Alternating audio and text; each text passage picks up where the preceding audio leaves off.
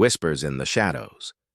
The air in Ouagadougou was still that night, almost too still. President Ibrahim Traoré stood at the high window of his private quarters inside the presidential palace, eyes tracing the distant lights that flickered across the capital city. The quiet twinkle of headlights, the dim halos of street lamps, and the faint glow of faraway homes usually brought him a measure of calm. But tonight, there was no comfort. Tonight, he felt something else coursing through his body: electricity, a sharpened awareness that something was off, something he couldn't yet name but deeply sensed. For weeks now, odd anomalies had crept into his administration. They began subtly: a misfiled report here, an unexplained delay there. Then came the more troubling signs: strategic troop movements authorized by no one in his circle, messages intercepted from secure channels that bore foreign encryption keys. Most concerning of all was the shift in demeanor from 6 of his most trusted presidential guards. These men had served him for years, through storms of political upheaval and the violent threats that trailed his rise to power. They were his front line, his sword and shield. But now, they had grown too quiet, too synchronized. There were no jokes in the barracks, no clinking coffee mugs during patrols, no banter. In the palace halls, only silence. That unnatural silence that falls when secrets begin to rot from within. That afternoon, Colonel Doumbia had finally brought the pieces together. The head of intelligence had always been thorough, sometimes maddeningly so. But today, he carried a manila folder in his gloved hand, and his expression was grim. Traoré had been in the war room, reviewing agricultural security reports when the colonel entered without knocking, a breach of protocol, and a signal that the matter was urgent. "Mr. President," he said, his voice low, measured, "we have confirmation. 6 guards. They're planning to stage a coup. The plan is surgical. 1 bullet, perhaps 2, during your morning walk. The narrative will be that extremists infiltrated the palace. In the chaos, they'll vanish and let the country eat itself alive." Traoré said nothing at first. He closed the report gently, pushed his chair back, and rose to his feet. For a long moment, he simply stared out the large window that overlooked the palace grounds. His face was calm, unreadable, but his eyes blazed with calculation. "They want chaos," he said softly. "Fine. Let's give them chaos. Only this time we write the script." The operation was dubbed Mirror Fang. It would be a test of loyalty, precision, and will. A plan that would make the betrayers believe they had the upper hand until the final moment, until the trap closed around them like the jaws of a lion. Traoré summoned Major Caleb, a seasoned war veteran and one of the few men he trusted without hesitation. Caleb was a mountain of muscle, scarred from decades of service, but his mind was sharp and his loyalty unbreakable. Traoré briefed him on the plan personally. 6 guards, he said, unrolling a large map of the palace and pointing to the locations of blind spots, access points, and chokeholds. They know this terrain as well as we do, maybe better. We cannot rely on brute force. We need strategy. We need patience. Caleb leaned over the map, eyes scanning, calculating. "We isolate them," he murmured. "Give them the illusion of success. Let them move freely while we close every door behind them." At 3 a.m. the next morning, under the cover of darkness, the palace staff was ordered to evacuate silently. No alarms, no commotion, just quiet withdrawal. Essential systems remained operational, manned by a skeleton crew of loyalists. Surveillance coverage was doubled. Drones were deployed silently above the palace roofline. Thermal sensors were activated.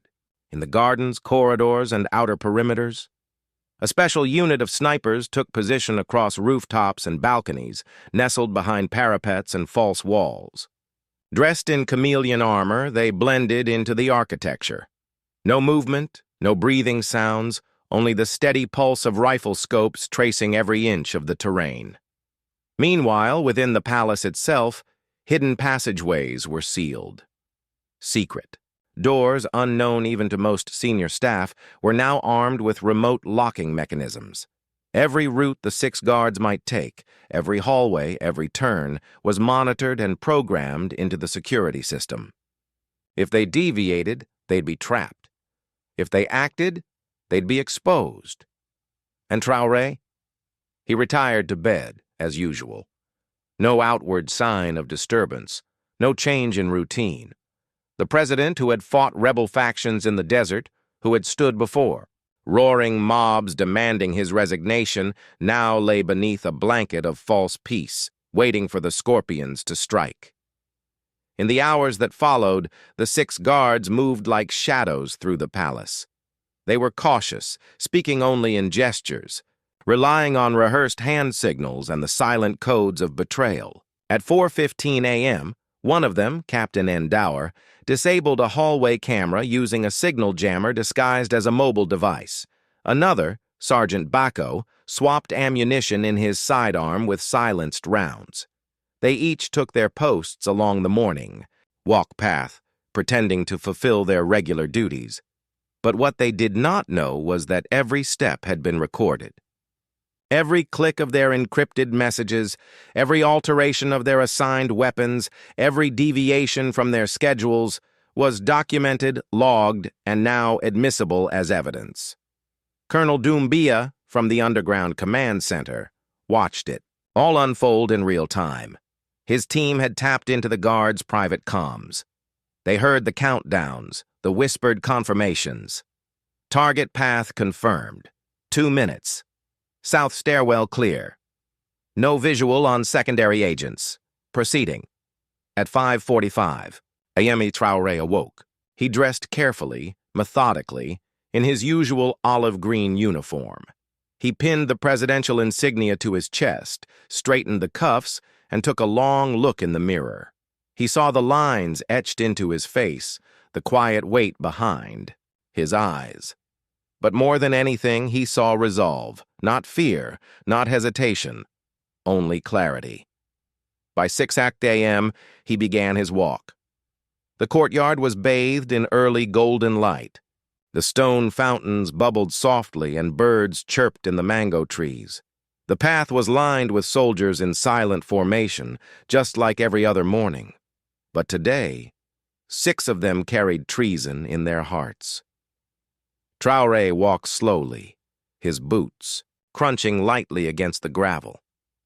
He passed the East Garden, the marble pillars, the ironwork gates. Every step was measured, every breath controlled. The 6 guards tracked him silently. Their hands hovered near their weapons. Their eyes darted, calculating range, time, and escape routes. Traoré paused by the great sycamore tree. The final location, the kill zone. His fingers brushed the leaves, and far above, a red dot flickered silently across a sniper's scope. Major Caleb's voice crackled in the earpiece of the command center. Phase 1 complete. All assets in place. Target eyes unaware. Colonel Doumbia gave the nod. Prepare Phase 2. But Traoré did not move. He stood there beneath the ancient tree, as if in prayer, and the 6 guards, weapons ready, betrayal thick in their blood, believed that within seconds they would rule the capital. They had no idea they were already caught. In the shadows of that morning light, Ibrahim Traoré waited, the lion, calm, in his den, surrounded by jackals who mistook silence for weakness. And when the jaws of justice would snap shut, it would be with a force none of them could escape. The trap springs. The morning sun rose like blood behind a haze. Everything appeared normal in the courtyard. The birds chirped, the fountain trickled. And Traoré, dressed in his familiar olive uniform, stepped out for his routine morning walk through the gardens. Just as the guards had predicted, 6 men fell into position behind him. Their formation was routine, their expressions unreadable, their rifles slung low, too low. a tell. They waited for the moment when he would reach the edge of the marble fountain where the blind spot in the camera feed usually lay, a perfect kill zone, but today the feed wasn't blind. Today it was being monitored from a secret control room deep beneath the palace, where Major Caleb sat with his team, watching every move, every twitch, every signal. One of the guards subtly tapped his wrist, code for move in. They took position. 3 guards flanked him. 3 stepped ahead, pretending to secure the path. Then the leader reached for his rifle. Click. It jammed. His hands froze in confusion. That's when Traoré turned, slowly, his eyes cold and unreadable. "You thought I didn't see it," he said calmly. But betrayal always stinks, especially when it wears a uniform. Before the guard could react, a loud voice barked from the speakers overhead. "Drop your weapons, you are surrounded!" The sound of boots hitting marble echoed across the courtyard. Dozens of loyal soldiers in camouflage burst from hidden entry points, behind trees, under stone covers from fake walls. The traitors were boxed in. Panic spread among the 6 like wildfire. One tried to run. A tranquilizer dart caught him in the leg. Another raised his weapon but was dropped by a sniper's warning shot that shattered the rifle right from his grip. In less than 2 minutes, it was over. The 6 men were cuffed, disarmed, and dragged away. Traoré stood silently, watching them disappear into the tunnels of justice. He didn't speak until they were gone. Then he looked at Major Caleb, who had just walked up. "Let this be a lesson," Traoré said, voice low but firm. "I did not fight for my country just to hand it over to snakes." Caleb nodded. "They underestimated you." Traoré turned back to the horizon. "Let the next ones try. I have more traps than they have lies." But what appeared like the end was only the beginning. The 6 men, now prisoners, were each taken to separate underground cells, miles apart from one another. Colonel Doumbia had devised a second part of the plan: psychological warfare. Each traitor was made to believe that the others had already confessed, that their families were under surveillance, that mercy was limited and time was short. In cell 4, Captain Endower sat shivering. The lights never turned off. The air was kept at an uncomfortable chill. 3 times a day, he was brought.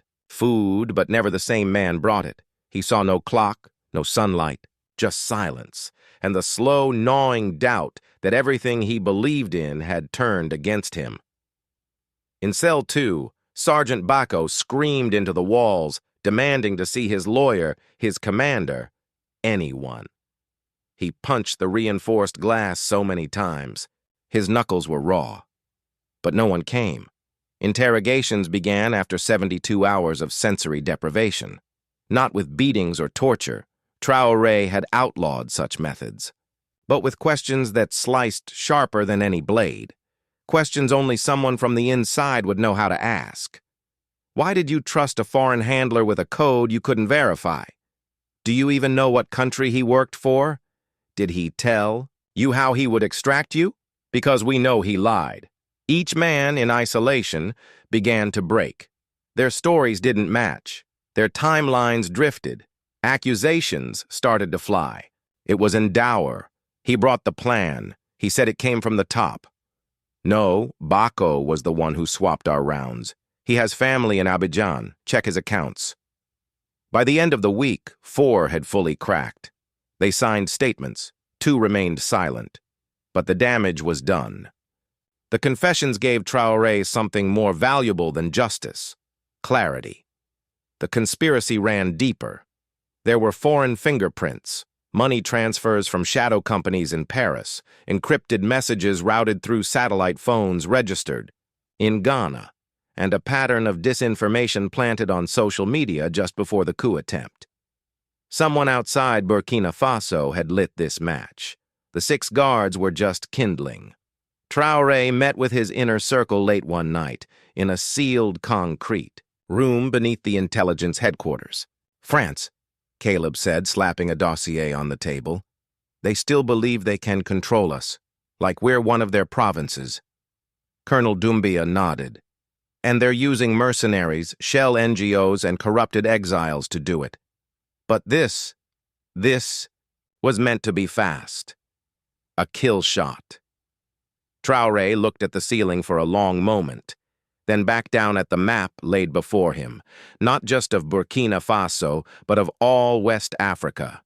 Then we will answer, not with bullets, but with truth, with unity, with exposure. And so he ordered a new operation, Operation Iron Roots. Every ally would be contacted, every state under France's shadow warned. The confessions, the data, the evidence, all would be compiled and broadcast to the world. Not just in official press conferences, but through journalists, whistleblowers, and truth-tellers. The war had changed, no longer about guns in the garden. Now it was a war for Africa's soul, and Traoré was ready, more ready than ever.